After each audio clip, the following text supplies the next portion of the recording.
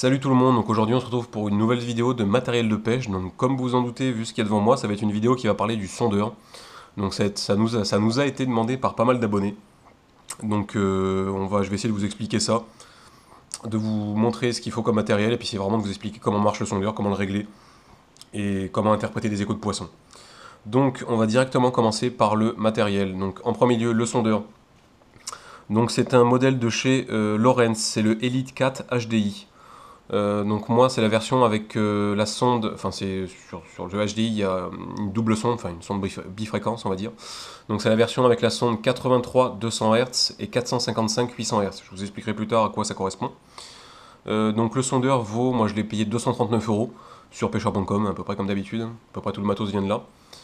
Ensuite, une batterie. Donc là c'est une batterie classique à plomb, mais la spécificité c'est qu'une batterie plomb-gel. Pourquoi une batterie plongelle? Tout simplement parce que c'est des batteries qui peuvent accepter de travailler couchées à peu près dans toutes les positions comparé à des batteries normales. Vu qu'en flotte tube, moi généralement je la mets sur le côté pour la mettre dans la poche. Je vous conseille, ça coûte pas beaucoup plus cher, de prendre une batterie plongelle. Donc c'est une 12 volts. Donc ça c'est voilà, c'est la tension qu'il faut pour que le sondeur fonctionne. Et ensuite l'ampérage. Donc là c'est une 7 ampères.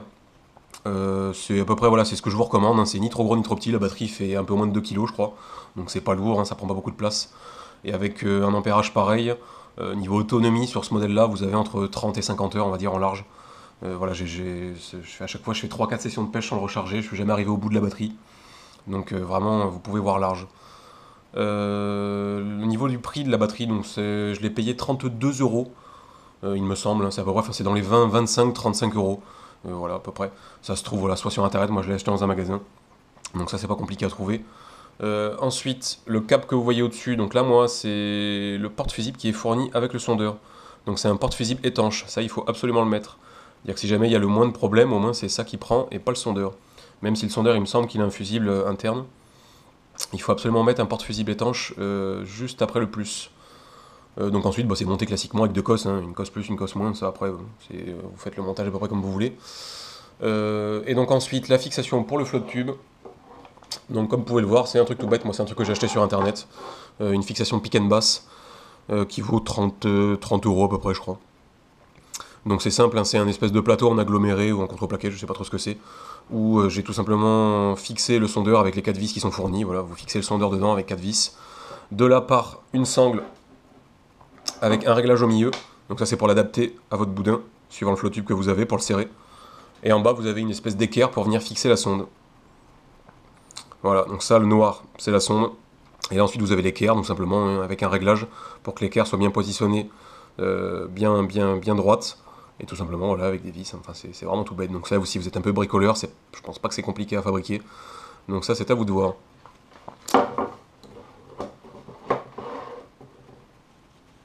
Donc, on va déjà commencer par parler de la sonde, donc des différentes fréquences qu'il y a sur cette sonde. Donc il y aura deux fréquences pour le mode 2D et deux fréquences pour le mode 3D qu'ils appellent downscan chez Lawrence, voilà. C'est le nom spécifique. Donc on va déjà commencer par le mode 2D. Donc le mode 2D, vous aurez le choix entre deux fréquences, 83 kHz ou 200 kHz. La 83 kHz est fait pour des profondeurs faibles, c'est-à-dire qui ne vont pas excéder 15 mètres. Donc le cône de détection de la 83 kHz sera de 60 degrés, donc vraiment un cône très large qui va vous servir plus pour le power fishing. Donc du fait que la sonde très large, ça sera vraiment idéal pour chercher le poisson quand vous ne savez pas où il est. Ensuite, la 200 kHz, ça sera voilà, pour des profondeurs supérieures à 15-20 mètres, vraiment pour faire de la verticale et avoir de la précision. Donc là, le cône ne sera plus que de 20 degrés, donc vous allez sonder beaucoup moins large, mais par contre, vous serez beaucoup plus précis. Donc pour le mode 2D, c'est bon. Ensuite, pour le mode 3D, c'est exactement pareil. Vous avez deux modes, donc 455 kHz et 800 kHz. Pareil, 455 kHz, c'est tout simplement quand il n'y a pas beaucoup de fond. Pareil, moins de 15 mètres, vous restez en 455 kHz. Dès que vous dépassez cette profondeur-là, vous passez en 800 kHz. Et tout simplement, ça apportera plus de précision pour lire le fond. Donc là-dessus, c'est bon. Donc on se retrouve maintenant pour les différents réglages qu'il va falloir faire sur votre sondeur. Donc ces réglages vont aussi bien s'appliquer aux sondeurs de la marque Lawrence qu'aux sondeurs de marques concurrentes. Généralement, ils sont à peu près tous foutus pareil au niveau des menus et au niveau des noms des options. Ça change légèrement, mais généralement, il n'y a rien de bien compliqué. Donc là, pour accéder, c'est la touche menu. Donc, premier, sensibilité auto. Donc ça c'est un réglage à ne surtout pas activer, ça ne sert strictement à rien. Ensuite vous avez l'échelle, donc ça correspond en fait à la profondeur que vous avez d'afficher sur le côté de votre sondeur. Donc là elle est réglée sur automatique, donc par exemple si jamais vous passez d'un endroit où il y a 5 mètres de fond à un endroit où il y a 7 mètres, bah, tout simplement le sondeur va s'adapter automatiquement et changer l'échelle et changer la résolution de votre écran. Si vous avez un endroit où il y a 5 mètres de fond constamment, vous pouvez régler votre sondeur sur la profondeur que vous désirez. Ensuite, la fréquence, comme je vous l'expliquais tout à l'heure, donc là vous avez les différents modes les différentes fréquences de sélectionnables, donc par exemple le 83 Hz pour le power phishing ou le 200 Hz pour la verticale ou plus de précision. Là ensuite on arrive sur le ping. Donc le ping en fait, vous allez régler la vitesse à laquelle votre sonde envoie des impulsions. Donc là moi je suis réglé sur le mode normal, il y a 5 options, de plus lent à plus rapide. Donc ça tous les sondeurs ont cette option. Donc pour vous donner un exemple, par exemple en mode plus lent votre sondeur va envoyer une impulsion à la seconde. Et sur le mode plus rapide il enverra par exemple 5 impulsions à la seconde. Donc forcément, plus il envoie d'impulsions, plus votre écran va défiler rapidement. Donc pour le float tube, le mode normal c'est vraiment le mode que j'ai trouvé le mieux, ça ne va ni trop vite, ni pas assez. Après si vous êtes en bateau avec un moteur, il faudra sûrement passer sur du rapide ou du plus rapide. Ensuite, on va rentrer dans les options du sondeur. Donc les deux premiers que vous avez là, réjection bruit, clarté surface. Donc là c'est sur désactiver, il ne faut surtout pas les activer. Donc c'est des modes qui sont censés vraiment adoucir ce que vous avez à l'écran, mais au final ça vous enlève beaucoup de détails. Donc ce n'est vraiment pas bien. Donc là c'est des options pour partager l'écran, ainsi de suite. Là une option importante, donc c'est le choix des couleurs. Donc des palettes de couleurs que vous aurez à l'écran. Donc là par exemple moi je suis sur la palette fond blanc. Donc c'est pour l'écran du haut, hein, pour l'écran 2D. Donc là après c'est en fonction des préférences, mais vraiment c'est la palette qui sortira le mieux et qui vous fera le mieux voir les échos. Ensuite, donc ça on s'en fout, et ensuite le fiche ID, donc ça à ne surtout pas activer. Tous les sondeurs ont cette option en fait. Normalement ça permet que si jamais le sondeur croit que ce qu'il y a à l'écran c'est du poisson, il vous met un logo de poisson. Le problème c'est que les sondeurs ne sont pas encore, enfin surtout à ces prix là, ne sont pas assez sophistiqués pour vraiment faire la différence, donc à ne surtout pas activer. Donc ensuite après c'est les réglages, voilà les réglages de tout le sondeur, les unités, donc ça après je vous laisse, c'est pas bien compliqué. On va passer sur le dernier réglage le plus important, donc là il faut aller sur régler tout en haut tout simplement, menu et ensuite entrée. Donc là vous avez un petit menu qui s'affiche sur votre écran. Donc moi comme vous pouvez le voir sur les vidéos généralement je le laisse toujours activé. Pourquoi? Donc le premier c'est la sensibilité, donc je vais vous montrer tout simplement ce que ça fait.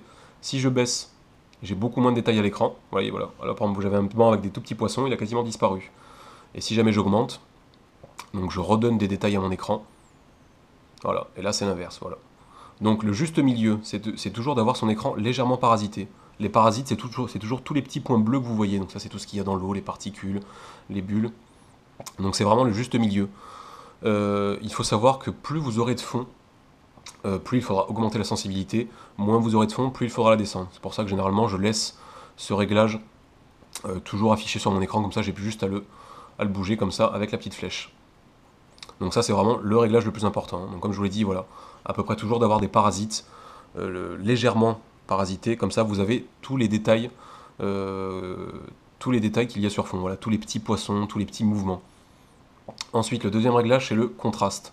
Donc le contraste, comme vous en doutez, ça va jouer sur le contraste des couleurs à l'écran. Donc vous voyez si je baisse, hop, voilà. Et si jamais je augmente, bah, tout simplement ça contraste beaucoup plus l'écran. Donc moi je suis sur 80-82%. Donc ça joue justement sur ces fameuses couleurs. Donc au niveau des réglages, je pense que c'est bon. Maintenant on va passer aux couleurs. Donc on va maintenant parler, comme je vous l'ai dit, des différentes couleurs qui s'affichent sur votre écran. Donc pour ça on va passer uniquement sur le mode 2D, c'est juste là que ça nous intéressera. Donc comme vous pouvez le voir à l'écran, la palette de couleurs va vraiment du blanc pour l'arrière-fond, en passant par le bleu, le rouge, le orange, et le dernier stade, dirons-nous, c'est le jaune. Donc comme vous pouvez le voir, le fond est tout jaune. En fait, plus les échos seront jaunes, plus ça sera épais. Donc par exemple, on va faire une pause sur cet endroit-là, c'est très intéressant. Donc là, par exemple, vous le voyez, ici, ici, ici, vous avez 3 poissons légèrement posés sur le fond ou juste décollés. Comme vous pouvez le voir, les traits sont épais et donc la couleur est vraiment très jaune. Donc ça veut dire que c'est quand même des poissons plutôt gros. Alors qu'en comparaison, ici en haut, là voilà, hop, par ici, là, voilà, là vous avez des échos qui sont d'ailleurs pas très distincts et qui sont légèrement jaunes. Donc soit c'est 2-3 petits poissons, soit c'est un banc avec dizaines, vingtaines de tout petits poissons. Donc voilà, c'est vraiment la différence entre ces échos-là et ces échos-là. Et justement, la couleur vous permettra de faire cette différence. Donc pour la couleur, je pense que c'est bon. Maintenant, on va vraiment passer à la détection des poissons. Donc maintenant, je vais essayer de vous expliquer à peu près comment reconnaître les différents échos que vous avez à l'écran. Donc là, comme vous voyez, je suis sur le mode 2D uniquement. Donc là, voilà, l'écran défile, c'est un mode démonstration, voilà, un mode simulation qui est enregistré dans le sondeur. Donc là, bah voilà, on va faire un petit arrêt image là-dessus. Donc là, vous avez déjà plutôt une bonne situation. Donc là, comme vous voyez, à peu près partout ici, toutes les boules que vous avez ici, ça sera des boules de poisson fourrage. Donc voilà, je sais pas si c'était fait en eau douce, mais par exemple, voilà, des boules de gardon, voilà, du goujon, voilà, enfin, soit du poisson blanc, mais par exemple des boules de perche. Ça peut tout à fait être ça. Et là, par exemple, donc comme je vous l'ai dit pour les couleurs, voilà, hop. Donc là, vous voyez, là ici, vous avez un écho qui est à peine jaune. Donc là, ça sera vraiment des tout petits poissons qui seront plutôt dispersés. Et là, par exemple, vous voyez ici, vous avez une grosse boule qui est bien jaune. Donc là, ça sera soit pas mal de gros poissons, ou sinon plein de petits poissons, mais qui sont vraiment en banc très serré. Donc on va quitter le mode pause. Hop. Oh, voilà, voilà. Là, vous avez l'un des meilleurs exemples que je puisse vous montrer. Voilà. Donc là, je vais essayer de bien vous montrer. On va rapprocher. Donc là, vous avez vraiment l'exemple typique qu'on voit quand même pas tout le temps. Donc là, avec des boules de poisson fourrage, et en dessous, il y a de fortes chances que ce soit des carnassiers. Donc là, vous voyez vraiment de très gros échos, voilà, qui sont bien épais, qui sont bien jaunes. Donc ça, voilà, c'est des gros poissons solitaires. Donc si c'est en eau douce, ça peut très bien prendre du brochet, de la grosse perche, du basse, du cendre. Enfin, voilà, là, vous voyez, c'est vraiment posé sur le fond. Donc soit qui sont en train de nager gentiment, ou soit qui sont à l'arrêt, ou sinon qui vont aller chasser dans la fameuse boule de poisson fourrage. Donc qu'est-ce que je peux vous montrer encore? On va laisser défiler un peu. Voilà, là vous avez encore d'autres exemples.